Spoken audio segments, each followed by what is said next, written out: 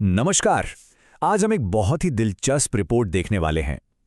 ये फरवरी 2026 की एक क्वालिटेटिव रिपोर्ट है जो भारत में शिक्षा से जुड़ी एक खास पहल सक्षम कार्यक्रम के बारे में है। तो चलिए सीधे मुद्दे पे आते हैं। ये जो डैशबोर्ड है ये है सिवनी जिले का। यहाँ से हमें इस कार्यक्रम के स्केल का अंदाजा होता है। देखिए, ये 5 आदिवासी विकास खंडों में फैला हुआ है: कुरई, धनौरा, छपारा, घनसौर और लखनादौन। और इसमें 432 स्कूल शामिल हैं। मतलब ये कोई छोटा मोटा प्रयास नहीं है। अच्छा, तो सवाल उठता है कि ये सक्षम कार्यक्रम असल में है क्या? देखिए, ये सिर्फ किताबी पढ़ाई लिखाई के बारे में नहीं है, बिल्कुल नहीं। इसका असली मकसद है युवाओं में कॉन्फिडेंस जगाना, उन्हें जिम्मेदार बनाना और जिंदगी के लिए जो जरूरी स्किल्स हैं वो सिखाना।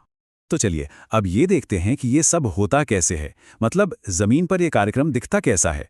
हमारा पहला हिस्सा है कक्षा के बाहर की सीख। और जैसा नाम से ही जाहिर है, यहाँ पढ़ाई स्कूल की दीवारों से बाहर होती है। रिपोर्ट में हमें एक बहुत अच्छा उदाहरण मिलता है।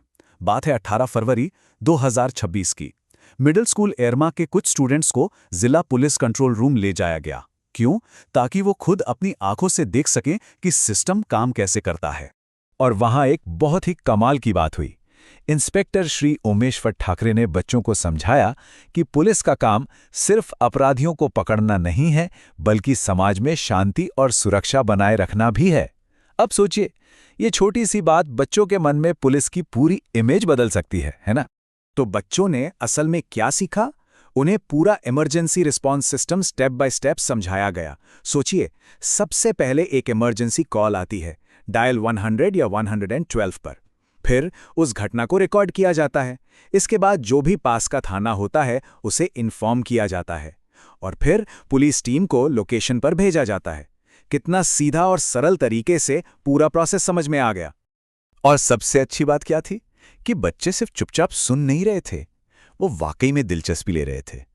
उन्होंने बहुत अच्छे प्रैक्टिकल सवाल पूछे, जैसे पुलिस ऑफिसर बनने के लिए क्या क्वालिफिकेशन चाहिए, ये कंट्रोल रूम 24 घंटे कैसे काम करता है, और अगर कोई झूठी कॉल करे तो क्या होता है।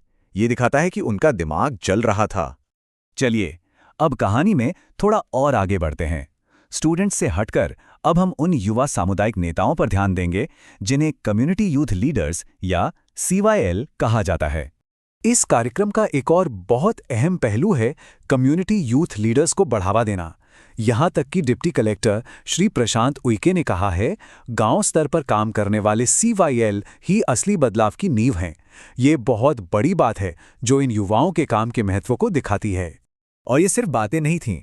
27 जनवरी 2026 को इन युवा नेताओं को उनके बेहतरीन काम के लिए बाकायदा सर्टिफिकेट्स देकर सम्मानित किया गया, एक्शन भी लिया गया। तो इससे हमें क्या पता चलता है? बात बहुत सीधी है। जब प्रशासन इन युवाओं के काम को पहचानता है, उन्हें सम्मान देता है, तो उनका हौसला बढ़ता है। इससे उनके काम को एक तरह की वैधता मिलती है और वे और भी अच्छा करने के लिए प्रेरित होते हैं। अच्छा, अब देखते हैं कि ये कार्यक्रम पूरे समुदाय को, पूरे समाज को अपने साथ कैसे लेकर चलता है। हमारा तीसरा हिस्सा है समुदाय के संग उत्सव, जो बताता है कि शिक्षा सिर्फ बच्चों तक ही सीमित नहीं है। 9 फरवरी 2026 को एक सक्षम उत्सव का आयोजन हुआ। इसमें कार्यक्रम की जो खास बातें थी वो माता पिता के साथ शेयर की गईं। जैसे मेरी सीख कॉपी क्या है, घर में एक स्टडी कॉर्नर क्यों बनाना चाहिए, और जीवन कौशल जैसे बातचीत करना, लीडरशिप, इन सब की शिक्षा क्यों जरूरी है। और इसका नतीजा रिपोर्ट में साफ साफ लिखा है। सांस्कृतिक प्रस्तुतियों के दौरान बच्चों का आत्मविश्वास और स्टेज पर उनकी मौजूदगी साफ नजर आ रही थी। ये इस बात का सबूत है कि कार्यक्रम के तरीके वाकई काम कर रहे हैं। लेकिन इतना सब कुछ ऐसे ही अपने आप तो नहीं हो जाता ना। तो चलिए अब जरा पर्दे के पीछे झांकते हैं और समझते हैं कि इस कार्यक्रम की कामयाबी के पीछे की प्लानिंग कैसी है। देखिए, ये बस कुछ अलग अलग इवेंट्स नहीं हैं, इसके पीछे एक प्रॉपर सिस्टम है। 19 फरवरी को धनौरा ब्लॉक में एक रिव्यू मीटिंग हुई, फिर 23 फरवरी को कुरई ब्लॉक में एक कोऑर्डिनेशन मीटिंग हुई। इससे पता चलता है कि एक लगातार मैनेज की जाने वाली पहल है। और इन बैठकों में होता क्या था? इसमें चर्चा हुई कि सेशन ठीक से हो रहे हैं या नहीं, CYL को सम्मानित करने की योजना क्या है, और आगे आने वाले समय में समर कैंप कैसे आयोजित किया जाएगा। मतलब हर चीज की प्लानिंग हो रही थी। तो इन सारी बातों से, इन सभी गतिविधियों से हम क्या सीख सकते हैं? चलिए इस कार्यक्रम की सफलता के जो मुख्य कारण हैं, जो की लर्निंग्स हैं, उन्हें एक एक करके समझते हैं। पहली और सबसे जरूरी सीख ये है कि एक्सपीरियंशियल लर्निंग, मतलब जो चीजें अनुभव करके सीखी जाती हैं, वो बहुत असरदार होती हैं। जब बच्चों को पुलिस कंट्रोल रूम जैसी जगहों से जोड़ा जाता है तो दुनिया को देखने का उनका नजरिया बड़ा होता है और उनका आत्मविश्वास बढ़ता है। दूसरी सीख, लीडरशिप को विकसित करने के लिए लगातार हौसला अफजाई और औपचारिक तौर पर पहचान मिलना बहुत जरूरी है। सिर्फ काम कर लेना ही काफी नहीं होता, उस काम को पहचान मिलना भी उतना ही जरूरी है। तीसरी मुख्य बात, जब समुदाय और माता-पिता भी शिक्षा के इस सफर में शामिल होते हैं तो कार्यक्रम ज्यादा असरदार और लंबे समय तक चलने वाले बन जाते हैं। मतलब स्कूल और घर को मिलकर काम करना ही होगा। और चौथी और आखिरी सीख, नियमित रिव्यू और कोऑर्डिनेटेड प्लानिंग। यही किसी भी कार्यक्रम की क्वालिटी और पारदर्शिता का इंजन होते हैं।